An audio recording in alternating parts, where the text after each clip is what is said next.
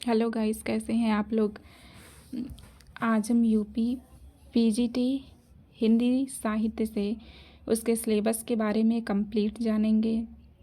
कितने नंबर का क्वेश्चन होता है, कितने प्रश्न आते हैं, ये सब हम इस वीडियो में जानेंगे। सबसे पहले जानते हैं कि हमारा पेपर कैसा होता है। देखते हैं कि हमारे पीजीटी में कोई प्रश्न आते हैं 125, जिसका अंक है 425 और हमें समय मिलता है 2 घंटे। प्रत्येक प्रश्न का 3.4 अंक है। इस तरह टोटल अंक हैं 425 का, जो हमें 2 घंटे में कंप्लीट करना होता है।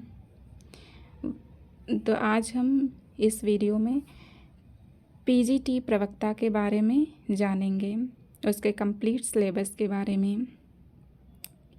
जैसा कि हम जानते हैं कि सिलेबस में सबसे पहले हमारा दिया हुआ है हिंदी साहित्य का इतिहास।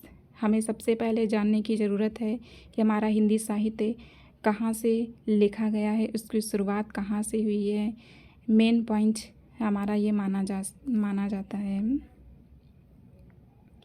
उसके आगे हम आते हिंदी साहित्य के इतिहास में देखते हैं कि सबसे पहले किसने कौन सा ग्रंथ लिखा है, जिसके बारे में हमें पूरे हिंदी साहित्य के विषय में बारे में पता चलता है। उसके बाद आगे आते हैं हम आदिकाल साहित्य की प्रवृत्तियाँ। आदिकाल साहित्य में हम देखते हैं आदिकाल का समय कब माना गया है, किन विद्वानों ने आदिकाल को कौन कौन सा नाम दिया है, आदिकाल में कौन से कवि सर्वप्रथम हुए हैं, उनकी कौन सी रचनाएँ हैं, और आदिकाल की मुख्य प्रवृत्तियों के बारे में जानते हैं। जैसा कि शुक्ल जी ने आदिकाल को वीर गाथा काल दिया है, बच्चन सिंह ने आदिकाल को अपभ्रंश काल कहा है। इस प्रकार अनेक विद्वानों ने अलग अलग नाम रखे हैं। जैसा और इसमें हम ये देखते हैं हिंदी भक्ति काल। उसके आगे हम देखते हैं भक्ति काल, और उसके भक्ति काल में आते हैं संत काव्य, सूफी काव्य, राम भक्ति काव्य, कृष्ण भक्ति काव्य आते हैं। जिसमें हम संत काव्य में देखते हैं सबसे पहले संत काव्य में जो सबसे ज़्यादा प्रसिद्ध हैं कबीरदास को देखते हैं। उनकी जितनी रचनाएं हैं, उनके जितने दोहे हैं, कहीं से भी क्वेश्चन पूछा जा सकता है। उसके आगे हम देखते हैं सूफ़ी काव्य। जैसा कि मलिक मोहम्मद जाशी सूफ़ी काव्य के प्रसिद्ध कवि माने जाते हैं। उनकी प्रसिद्ध रचना पद्मावत है, जहाँ से क्वेश्चन अक्सर पूछे जाते हैं पद्मावत से। उसका समय क्या है, उसके पात्र कौन कौन से हैं, उसकी पंक्तियाँ पूछी जा सकती हैं। उसके आगे हम देखते हैं राम भक्ति काव्य। राम भक्ति काव्य में सबसे पहले हम तुलसीदास को रख सकते हैं। उनकी रामचरितमानस है, उनकी 12 रचनाएं मानी जाती हैं राम भक्ति काव्य में। उसके आगे हम देखते हैं कृष्ण भक्ति काव्य। कृष्ण भक्ति काव्य की परंपरा अष्टछापी कवियों से अत्यधिक प्रसिद्ध हुई है, जिसमें कृष्ण भक्ति शाखा के 8 कवियों को स्थान दिया गया है, जिसकी स्थापना विट्ठल नाथ ने की है अपने 4 भक्तों को लेकर, और वल्लभाचार्य के 4 भक्तों को लेकर अष्टछाप की स्थापना की है। उसके आगे हम आते हैं रीति काव्य में देखते हैं। रीति काव्य में हम देखते हैं रीति काव्य धारा देखते हैं।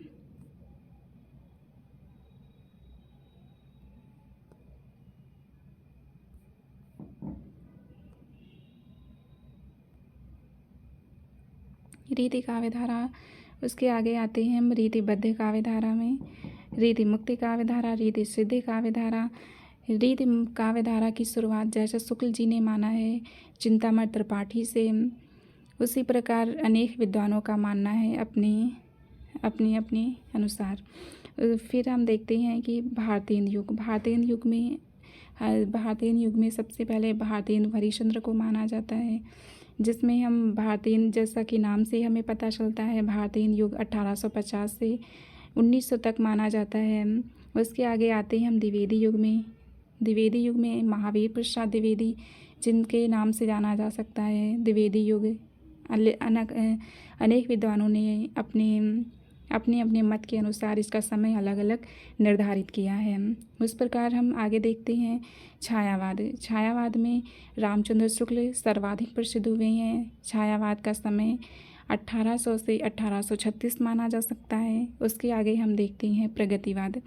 प्रगतिवाद का समय 1800 से 1843 देखते हैं। उसके बाद आते हैं हम नई कविता में। नई कविता 1854 के आसपास मानी जाती है, जिसका समय 1854 माना जाता है, जिसका नाम सर्वप्रथम अज्ञे ने दिया था। अज्ञे ने 4 सप्तक निकाले थे प्रयोगवाद में। उसके आगे हम आते हैं गद्य साहित्य का विकास। यहाँ से क्वेश्चन सबसे ज़्यादा पूछे जाते हैं। निबंध है, नाटक है, कहानी, उपन्यास, सबसे ज़्यादा क्वेश्चन यहीं से पूछे जाते हैं। अक्सर हमने एनालिसिस किया है प्रीवियस ईयर क्वेश्चन का, जिससे हमें ये एक अंदाज़ा लगा सकते हैं कि क्वेश्चन कहाँ से ज़्यादा आते हैं। तो इस प्रकार हम देखते हैं कि निबंध है, हमारे नाटक हैं, आलोचना है, हिंदी की कुछ लघु विधाएं हैं, लघु विधाओं का विकासात्मक परिचय कहाँ से विकास हुआ है उसका, और जीवनी है, संस्मरण है, रेखा चित्र है, यात्रा साहित्य, गद्य काव्य, व्यंग्य आदि।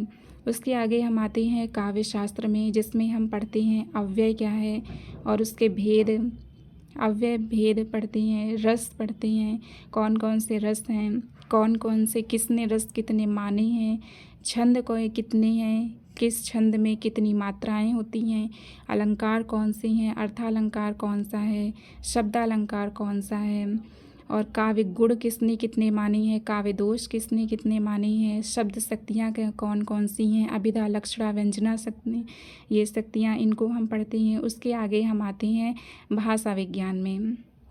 भाषा विज्ञान जिसमें हम बोलते हैं हिंदी की उपभाषाएं पढ़ते हैं, जिसमें कि अलग अलग भाषाएं बोली जाती हैं, वो विभाषाएं, कुछ बोलियां हैं।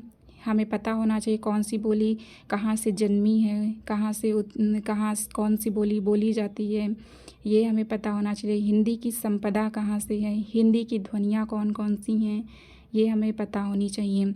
व्याकरण, उसके आगे हम आते हैं व्याकरण पर, जिसमें आते हैं हिंदी की वर्तनी।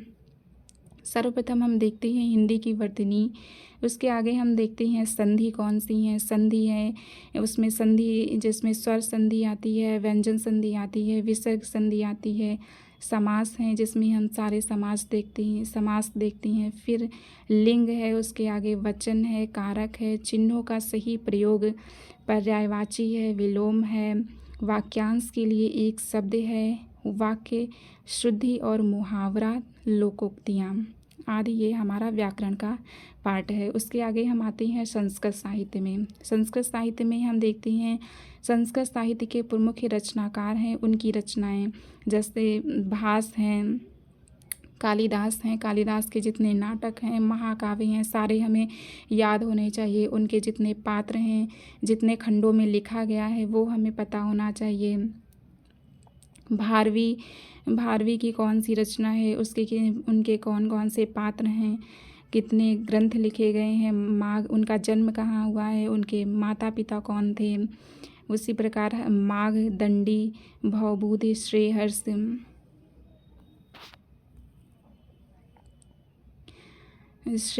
मम्मट, विश्वनाथ राजशेखर। उसके बाद हम आते हैं व्याकरण, संस्कृत के व्याकरण में, जिसमें हम संस्कृत में संधि पढ़ते हैं, स्वर संधि है, व्यंजन संधि है, विसर्ग संधि है।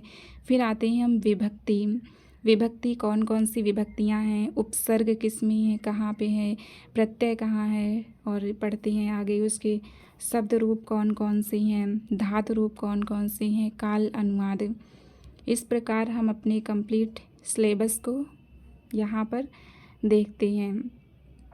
तो ये आज हमारा यूपी पीजीटी का सिलेबस था। हम इस सिलेबस के अकॉर्डिंग ही पढ़ाई करेंगे। ओके, धन्यवाद।